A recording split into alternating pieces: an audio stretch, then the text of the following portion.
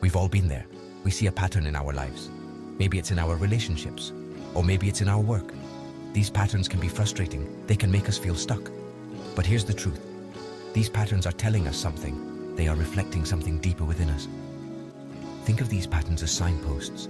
They are pointing us towards areas of our lives that need attention. Perhaps we need to set better boundaries. Maybe we need to speak our truth. Whatever it is, these patterns are opportunities for growth. Ignoring these patterns won't make them disappear. In fact, they often become more pronounced. The more we resist, the more entrenched we become. But when we face these patterns head-on, something magical happens. We start to understand ourselves better. The journey begins with self-awareness. It's about paying attention to our thoughts, feelings, and behaviors. It's about noticing the recurring themes in our lives. This self-reflection can be uncomfortable at first, but it's the key to unlocking a more fulfilling life. So, let's take a deep breath and turn towards our patterns with curiosity. Let's see what we can learn. Our patterns often stem from our past experiences. Think back to your childhood. What messages did you receive about yourself and the world? Were you encouraged to express your emotions? Or were you taught to suppress them? These early experiences shape our beliefs and behaviors. We develop coping mechanisms to navigate our world. For example, if we were punished for speaking up, we might learn to stay silent. We might become people pleasers, afraid to rock the boat.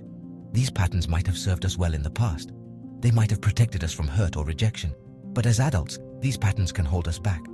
They can prevent us from living authentically and forming meaningful connections. The good news is that we can change these patterns. It takes courage to confront our deepest fears and insecurities. But with each step, we break free from the limitations of our past. We create space for something new and beautiful to emerge. Many of us try to protect ourselves from pain by building walls. We armor ourselves with perfectionism, cynicism, or control. We think this will keep us safe, but in reality, it isolates us. Vulnerability is often seen as a weakness, but it's actually our greatest strength. Vulnerability is the birthplace of connection, creativity, and love. When we allow ourselves to be seen, truly seen, we open ourselves up to the possibility of deep, meaningful relationships. Think about it. When someone shares their story with you, their authentic self, don't you feel closer to them? Don't you feel more connected? The same is true when we share ourselves with others. It creates a bridge of understanding and empathy. Of course, vulnerability is scary. It requires us to be brave. But the rewards far outweigh the risks. When we embrace vulnerability, we embrace the fullness of life. We experience the highs and lows with greater depth and meaning.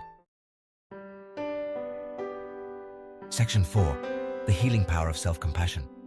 As we peel back the layers of our patterns, we might encounter shame and self-criticism. We might judge ourselves harshly for our past mistakes or perceived shortcomings. This is where self-compassion becomes essential.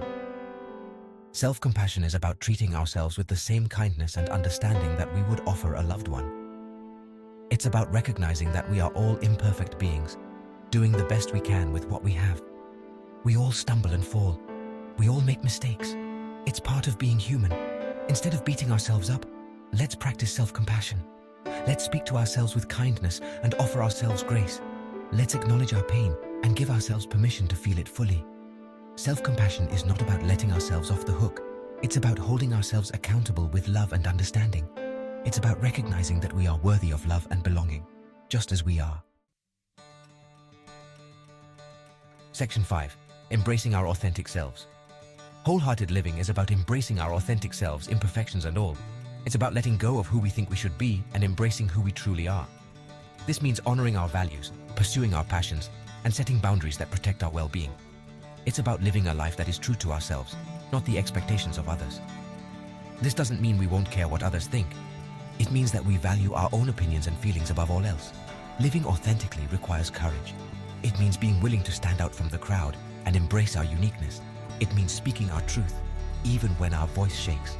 But the freedom and joy that come from living authentically are immeasurable. When we live authentically, we inspire others to do the same.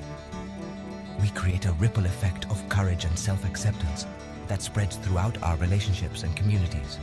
So let's be brave and show up as our true selves, quirks and all. The world needs your unique gifts and perspectives. Section 6. Join the journey of wholehearted living. The journey towards wholehearted living is ongoing. It's a lifelong adventure of self-discovery and growth. There will be bumps along the way. There will be times when we fall back into old patterns. But the important thing is to keep moving forward. Remember, you are not alone on this journey. We are all in this together. Reach out to a trusted friend, family member, or therapist for support. Join a group or online community where you can connect with others who are on a similar path. If you're ready to dive deeper into the themes of self-awareness, vulnerability, and wholehearted living, I invite you to follow me. Let's continue.